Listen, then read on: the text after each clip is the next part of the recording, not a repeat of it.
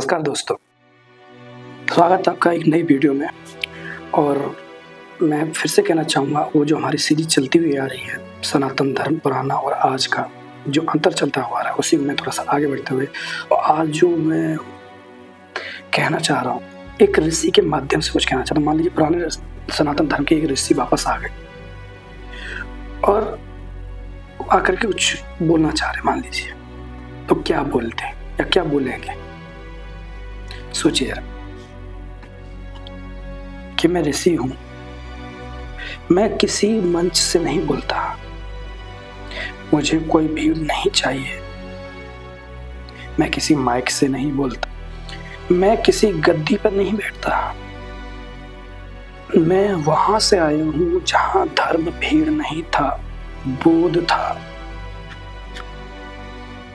और आज मैं आपसे कुछ पूछने आया हूं, तो मेरे सवालों को जरा ध्यान से सुनिएगा। प्रश्न नंबर 1 कि जब हमने सनातन की रचना की थी तो हमने पूजा नहीं बेची थी, हमने कहा था अपने भीतर उतर के देखो। हमने जंगल चुना था क्योंकि सच शोर में सुना ही नहीं पड़ता है, एकांत चुना था। और आज आपने क्या चुना? लाउडस्पीकर, गद्दी, तालियां, कैमरा। क्या सच इतना कमजोर है इसको माइक की जरूरत पड़ेगी? बताइए। पॉइंट नंबर 2 या प्रश्न नंबर 2, हमने कब कहा था ये सब कि सिर्फ बिना प्रश्न सवाल या प्रश्न उठाए ऐसा कुछ मान लो ज्यों का त्यों? हमने तो ये कहा था कि तर्क करो, सवाल करो, असहमत हो जाओ, क्योंकि हम जानते थे वो जो सत्य है बहस करने से और निखरता है, तर्क करने से और संवरता है। और आज तुम कहते हो कि सवाल मत पूछो,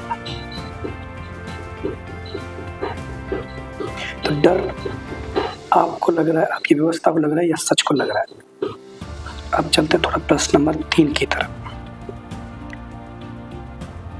कि हमने तो ईश्वर को कड़ कड़ में विराजमान किया था, बसाया था, और आपने कहाँ कैद कर दिया? तुमने उसे एक इमारत में बंद कर दिया, इंसानों के अधीन कर दिया, एक समय सीमा में बांध दिया। और हमने कहा था कि ईश्वर कड़ में बंधा है, कड़ में बसा है। अब तुम कहते हो उनके बिना कुछ नहीं होगा, तो ये बताइए ईश्वर सर्वव्यापी कैसे हुआ? फिर आपने एक जगह बांध दिया तो सर्वव्यापी कैसे हुआ? आगे बढ़ते अगले प्रश्न की तरफ। जब कोई बीमार होता था तो हम कारण ढूंढते थे, और आपके अंदर डर, और आप क्या खोजते हो?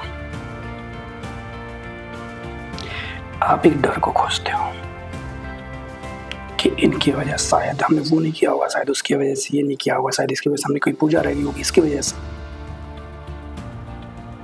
अब वो कारण नहीं ढूंढते जो असली प्रकृति की वजह से जो हुआ। हम प्रकृति की वजह से वो कारण ढूंढते थे, बीमारी कि खान पान की व्यवस्था या कुछ ऐसा गड़बड़ खाया होगा या कुछ वैसा किया होगा। तुम कहते हो पिछले जन्म का पाप है, या ये कहते हो श्रद्धा कम रही होगी, भक्ति कम रही, पूजा पाठ कम रहा हो। क्या यही करुणा है या किसी असहाय पर दबाव है? आप इलाज कर रहे हैं, दबाव बना रहे हैं उसकी बुद्धि पर। हमने उपचार सिखाया था और आपने अपराध बोध बना दिया। प्रश्न नंबर 5 समझ लीजिए कि गुरु का कार्य क्या होता था या क्या होता है? बताइए कि गुरु का कार्य अगर हमसे पूछा जाए तो हम यही कहेंगे कि गुरु का कार्य होता है कि शिष्य को इतना सक्षम बना देना कि उसे फिर से गुरु की जरूरत ही ना पड़े। और आप क्या कर रहे हैं? आज आप चाहते हैं कि आपका शिष्य आपको छोड़ ही ना सके कभी। अरे जो मुक्त नहीं कर सकता वो मुक्ति का मार्ग कैसे दिखा सकता है? तो चाहता ही नहीं मुक्त करना, तो मुक्ति का मार्ग कैसे दिखा सकता है? जरा बताइए आप। अब प्रश्न नंबर 6 की तरफ बढ़ते हैं कि तुमने धर्म को क्या बना दिया? तुमने धर्म को क्या था और क्या बना दिया?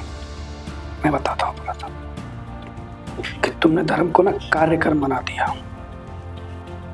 पैकेज बना दिया, डर से चलने वाला नियम बना दिया। लेकिन मैं आपको बता दूं कि धर्म न नियम है न नारा, धर्म एक जिम्मेदारी है। लेकिन आज आपने धर्म को क्या बना दिया? फिर से मैं पूछ रहा हूँ, आपसे प्रश्न नहीं है, आपसे मेरी एक अंतिम अपेक्षा है कि मैं नहीं चाहता कि तुम सब कुछ छोड़ दो।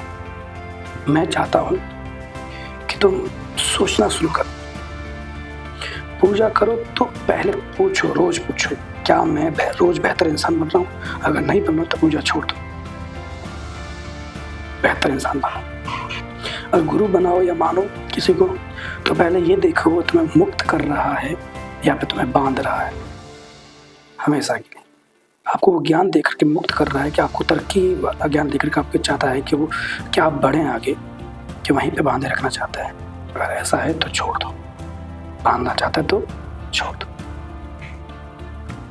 मैं फिर से वही कहूँगा, अगर वो कोई तुम्हें सोचने से रोक रहा है, आगे बढ़ने से रोक रहा है, तो समझ लीजिए वो आपको काबू करना चाह रहा है, कंट्रोल पाना चाहता है आपके दिमाग पर।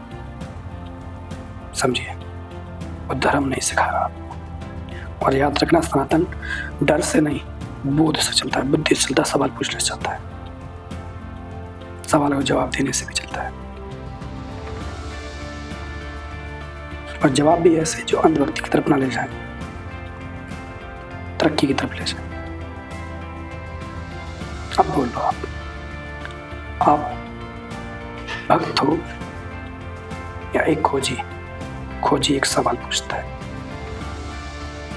सोचिए जरा, सवाल पूछना जारी कीजिए और खोजना जारी कीजिए, यही मैं कहने आया हूँ। तो एक ऋषि होते तो आपसे यही सवाल करते, ही पूछते और कुछ पूछते समझते हैं। चलिए आज के लिए इतना ही, फिर मिलते हैं आपको अगली नेक्स्ट वीडियो में। तब तक के लिए थिंक बियॉन्ड फेथ पर बने रहिए, सोचते रहिए। और थिंक बियॉन्ड फेथ का मतलब जानिए कि विश्वास करने से पहले सोचो और सवाल पूछो। आपको हमारी जानकारी अच्छी लगे तो हमें आशीर्वाद दीजिए।